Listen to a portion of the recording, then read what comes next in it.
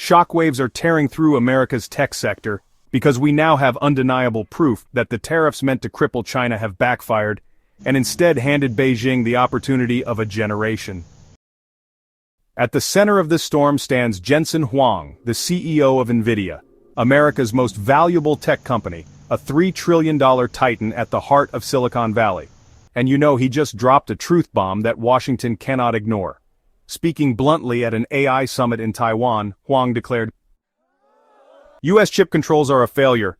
They're doing more damage to American business than to China." This isn't speculation.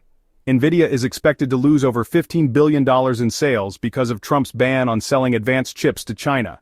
But, hey, that's just the beginning.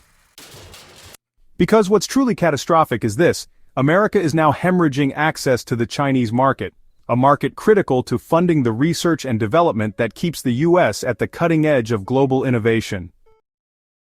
To give you perspective, in 2024 alone, Nvidia poured $8.68 billion into R&D, an 18% increase from the year before.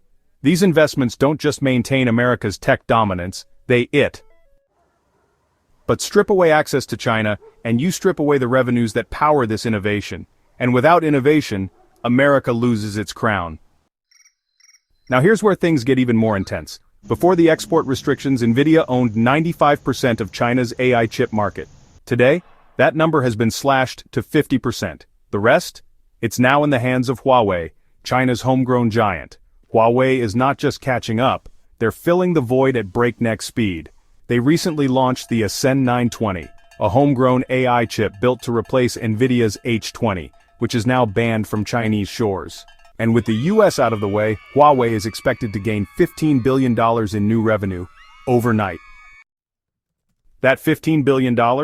It's 60% of Huawei's R&D budget, double Nvidia's. In one sweeping move, the US handed its biggest tech rival a massive cash injection to innovate and potentially leapfrog American dominance.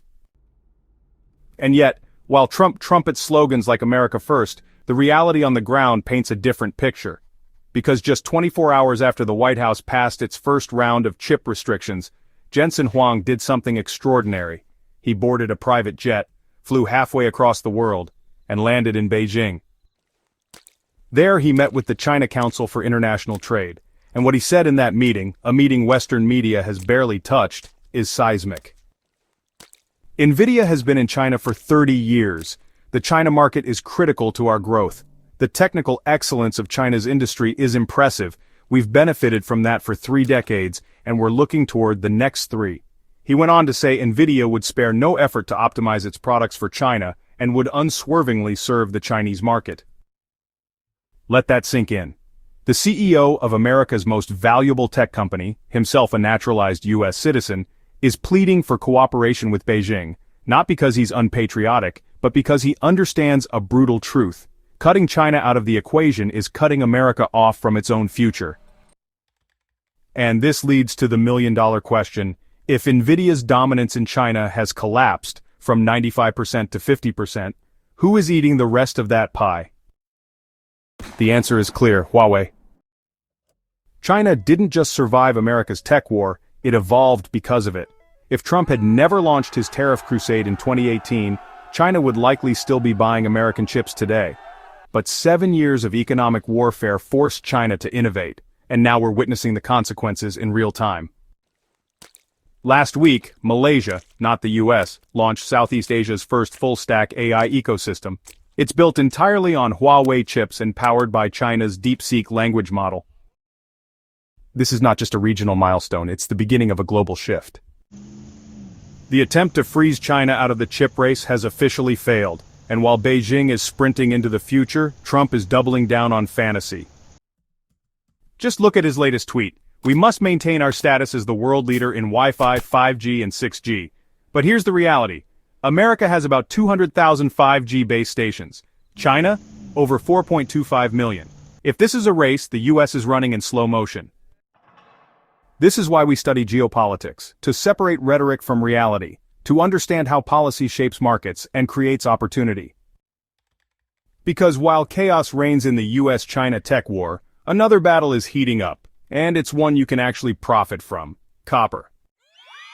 Trump's administration just launched an investigation into copper imports, calling it a matter of national security. Executive Order 14,213 explicitly prioritizes copper as a critical resource.